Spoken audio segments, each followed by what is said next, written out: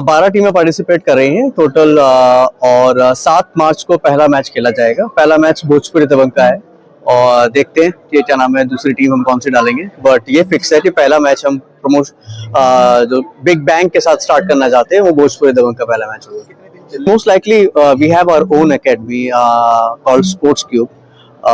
मेरा फ्रेंड है, मेरा बिजनेस पार्टनर है Deepak, he is primary running it. He is our venue partner. Sports cube at centre for excellence यहीं गुड़गांव में sector 78 में है।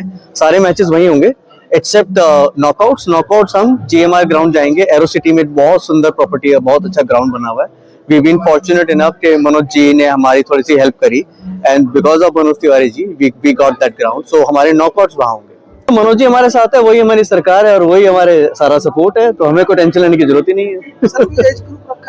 हाँ जी, 40+। गुरुग्राम की कोई ऐसी नामी कंपनी है जहाँ से भी होने के बाद के जो लोग यहाँ खेल रहे हैं? सब बहुत बड़े बड़े प्रोफेशनल्स खेल रहे हैं। कोई ग्रुप के कंट्री हेड हैं, कोई क्या नाम है स्नैप डील्स में है, कोई वाइस प्रेसिडेंट है अमेरिकन एक्सप्रेस में।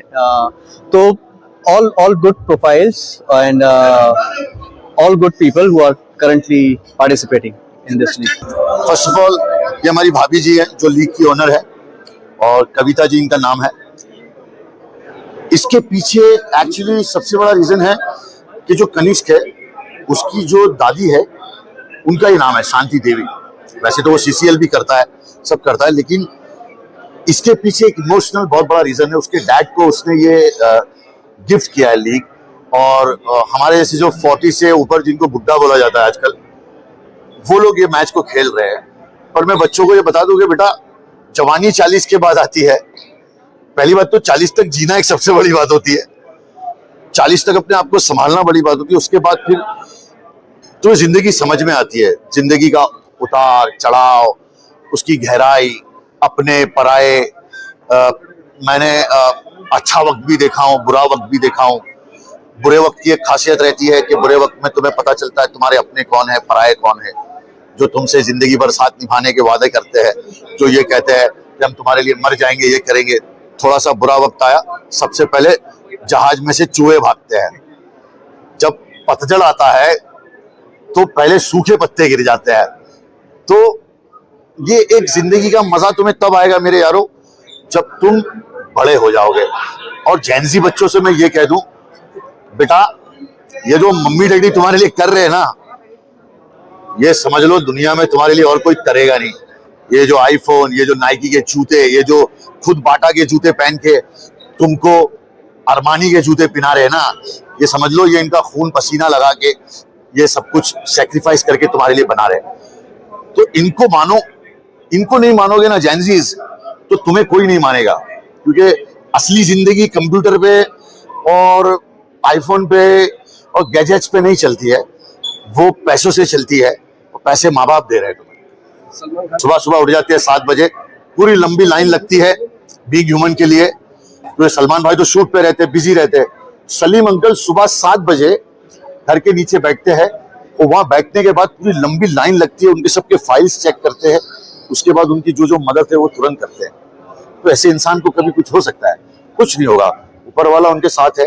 तो सलमान भाई आप तो जानते हैं, बोलने की जरूरत नहीं है कि वो क्या करते हैं इंसानियत के लिए, ह्यूमैनिटी के लिए। भाई आप स्टार क्रिकेट लीग में खेल रहे हैं, तो यहाँ भी परफॉर्मेंस देखने को मिलेगा? यहाँ मेरी ओनर, मेरी भाभी बताएंगे अभी आप लोगों के मेरा परफॉर्मेंस ये देखना चाहती है। स्टार क्रिकेट लीग में तो मैंने धमाल मचा दिया था, आपको पता है। जहाँ मैं खड़ा हो जाता हूँ वहाँ गर्मी भी बढ़ जाती है और तूफान भी आ जाते हैं। मुख्य अतिथि जनरली सारे जो एक्टर्स है और MPs हैं वो ही रहेंगे। सो एक भोजपुरी, जैसे इन्होंने बोला, भोजपुरी टीम जो बनी है वो मेंबर ऑफ पार्लियामेंट से बनी है, high level bureaucrat, central ministry के ब्यूरोक्रेट से बनी है, एंड एक्टर लेवल्स के बने हैं जो जनरली पंजाब के कंफर्म हो चुके हैं। जैसे आपने पूछा था हरियाणा की भी बात चल रही है। सो उन्हीं में से जो उनके साथ आते हैं, जो क्रिकेट नहीं खेलते हैं but they will be there present.